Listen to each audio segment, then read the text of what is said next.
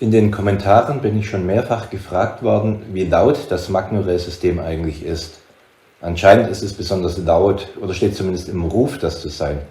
Um nicht immer nur mit meiner persönlichen Wahrnehmung antworten zu müssen, habe ich mich entschieden, die Lautstärke meiner beiden Magnorail-Strecken einmal ordentlich zu messen und diese dann mit der von anderen typischen Lärmquellen auf einer Modellbahnanlage zu vergleichen.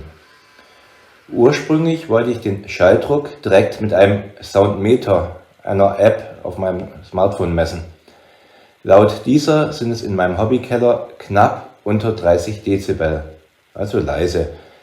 Wenn meine Anlage eingeschaltet ist und rund 10 Transformatoren und Netzteile laufen für Zentrale, Booster, Anlagenbeleuchtung und sonstige Verbraucher, zudem der PC mit seinem Lüfter, kann man die Anlage als leichtes Rauschen wahrnehmen.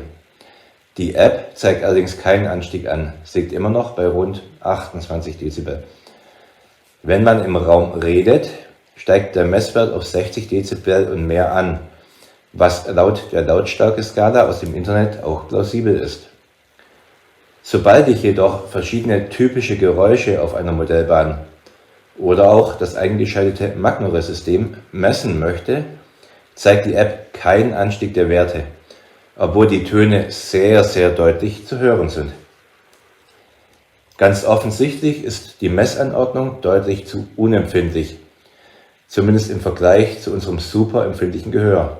Und das, obwohl ich versucht habe, den Ton ordentlich mit diversen Funkmikrofonen oder auch vernünftigen anderen Mikrofonen aufzunehmen. Deshalb bin ich nun schlussendlich einen anderen Weg gegangen, um die Lautstärke verschiedener Lärmquellen auf meiner Modellbahn reproduzierbar und quantitativ vergleichen zu können, damit auch ihr euch ein valides Bild von der Lautstärke des Magnorail-Systems machen könnt. Neben meiner Steuerzentrale habe ich einen virtuellen Modellbahnkollegen aufgebaut.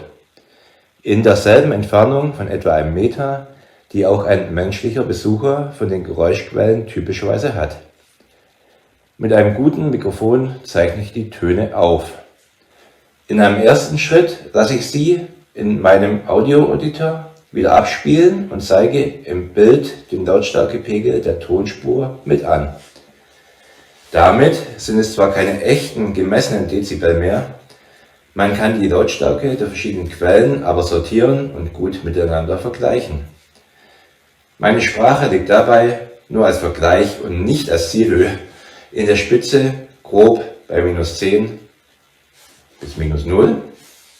Dann schauen wir uns einmal Züge an, die auf, wie ich behaupten möchte, gut mit Kork schallgedämpften Gleisen meine Paradestrecke befahren. Zunächst der neu erschienene ET85, nach meinem Empfinden eine meiner leisesten Zuggarnituren.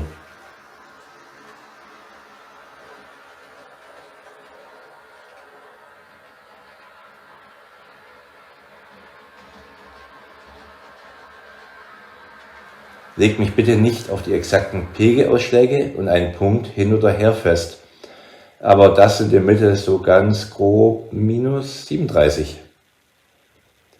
Als weiteres Beispiel der ET87.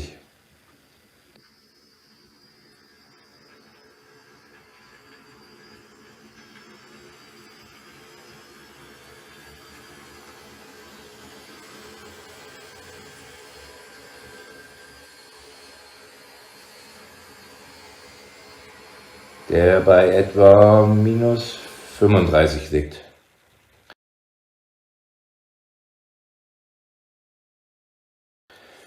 Und als drittes eine rund 25 Jahre alte Lok als Lokfahrt.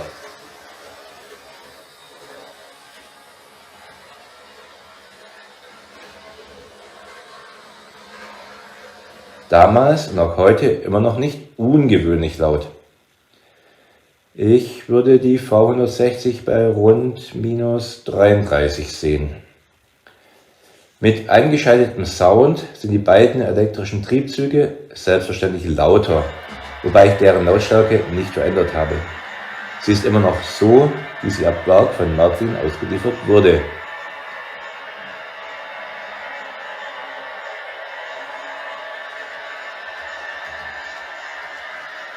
Beim ET85 ca. minus 23 und den ET87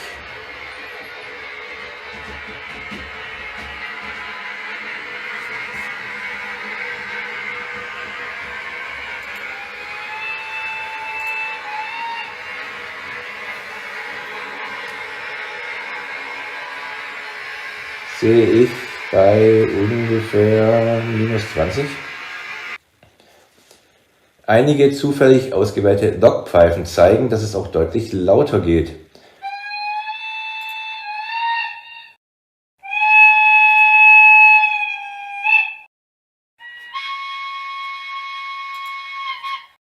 Ich lege sie mal so zwischen minus 20 und minus 5.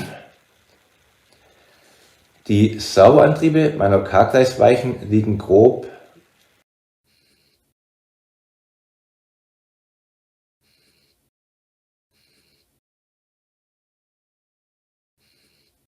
bei minus 37. Der elektromagnetische Weichenantrieb von Marklin schlägt, obwohl die schlanke K-Gleisweiche auf einer Korkbettung liegt,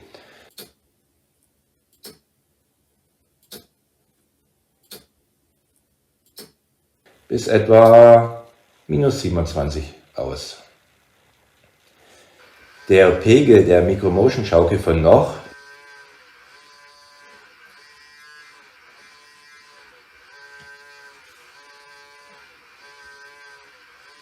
ist mit minus 38 gar nicht so hoch. Deren Geräusch empfinde ich auf Dauer aber als nervig. Den VW-Bulli von Carson würde ich bei Vollgas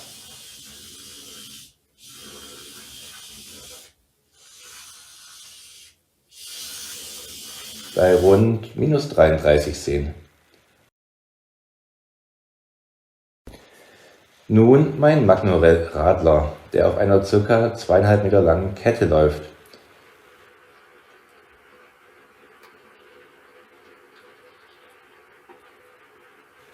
Sagen wir minus 43. Der Magnorell-Traktor hat mit rund 1,5 Meter einen kürzeren Kettenantrieb und läuft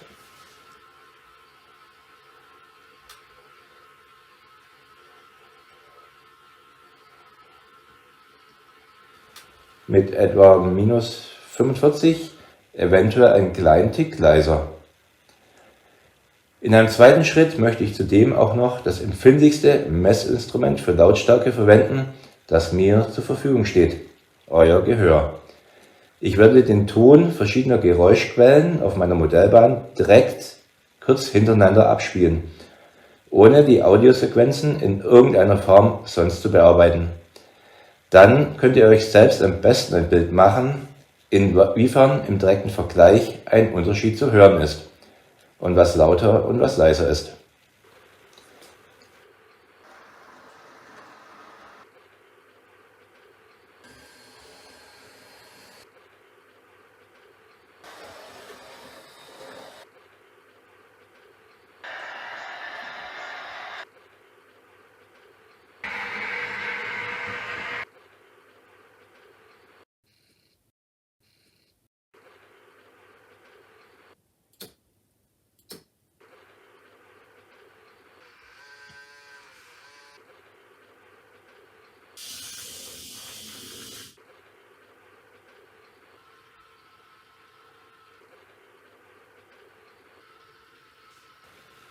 Anscheinend sind meine beiden Magnorell-Strecken sogar mit das leiseste, was sich auf meiner Modellbahnanlage bewegt.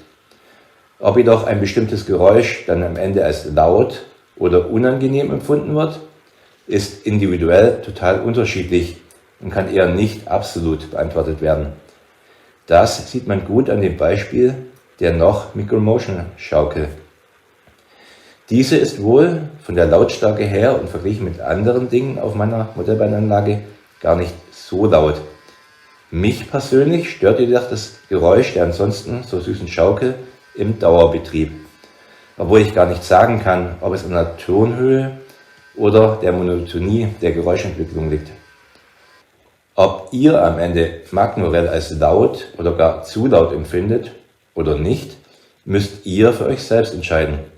Mein persönliches Fazit ist allerdings, dass sobald ein oder mehrere Züge fahren, niemand mehr das Magnolia-System hören wird.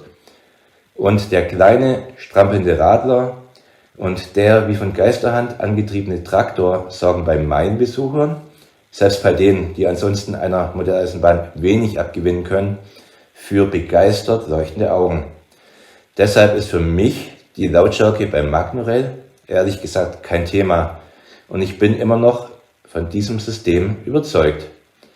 Ich hoffe, euch hat das Video gefallen und ihr schaut nächsten Sonntag ab 8 Uhr wieder in meinem Hobbykeller vorbei. Lasst auch sehr gerne ein Abo da. Alle anderen Videos zum Bau meiner Modellbahn Traumanlage findet ihr übrigens gesammelt in einer Playliste, die ich hier rechts verlinke. Ciao und pfiat euch, euer Jörg alias 1:87 Enthusiast.